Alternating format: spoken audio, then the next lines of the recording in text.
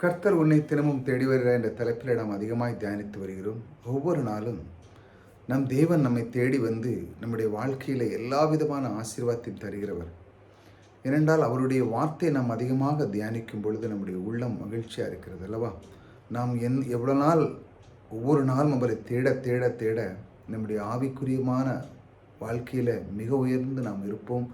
நமக்கு எதிலுமே குறை வைக்காத நம் தேவன் நம் கூட இருக்கிறார்.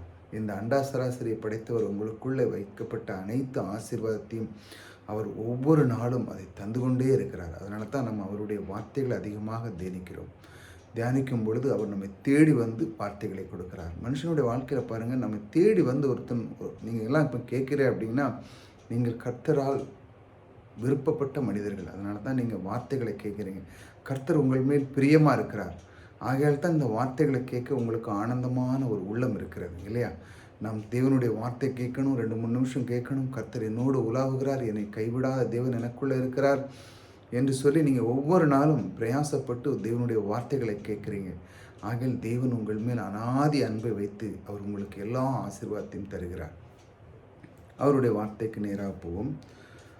அவர் கர்த்தரை தேடின நாட்களில் தேவன் அவன் காரியங்களை வாக்கு செய்தார். நாம் பாருங்கள், நம்முடைய கர்த்தரை தேடுகிற நாட்கள் பாருங்கள், கர்த்தரை தேடுறவர்களுக்கு ஒரு நன்மையும் குறைபடான்னு போட்டிருக்கு. சிங்கக்குட்டிகள் தாட்சியப்பட்டான கர்த்தரை தேடுறவர்களுக்கோ ஒரு குறை இருக்காது. நாம் கர்த்தரை தேடும் பொழுது என்ன நடக்க பாருங்கள், ஒவ்வொரு நாளும் நீங்கள் இப்போ கேட்குறீங்க, தினமும் கேட்குறீங்க, வீடியோ பார்க்குறீங்க, தினமும் கேட்குறீங்க. உங்களுடைய வாழ்க்கையில் பாருங்கள், தேவன் அவருடைய காரியங்களை வாய்க்க செய்கிறார். அப்படி தானே? உங்களுடைய காரியங்களை அவர் வாய்க்க பண்ணுவார். ஏனென்றால் நீங்கள் அவர் மேல் பிரியமாக இருக்க, அவர் உங்கள் மேல் பிரியமாக இருக்கிறார்.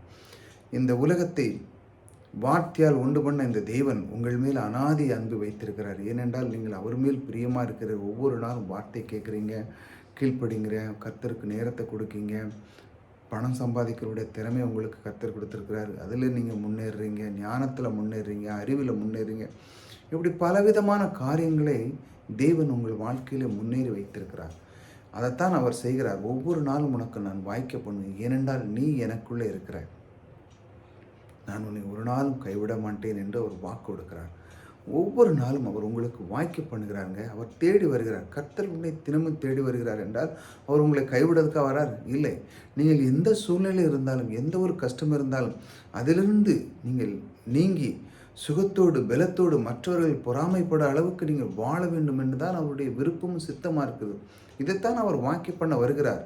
ஒவ்வொரு நாளும் வார்த்தைகளை கொண்டு வர, நீ என்ன தேடுறா, நான் உனக்கு குறை வைக்க மாட்டேன் அப்படி சொல்கிறார். நீ என்னை தேடுகிறதுனால் அந்த தேவாதி தேவன் உங்களுக்கு ஒரு குறையும் வைக்க மாட்டார். அவர் உங்களுடைய காரியத்திலே எல்லாமே வாக்கியப்படுவார். இப்படித்தான் அவர் தேடி வந்து வார்த்தையை கொடுக்கிறார். வார்த்தையை உள்ளத்திலே விதைங்கள், அது உங்களுக்கு பெரிய ஆலமரமாக உங்களுடைய வாழ்க்கையிலே மலர்ந்து சுகம் பெற்று சந்தோஷமாக நீங்கள் வாழ்வீர்கள்.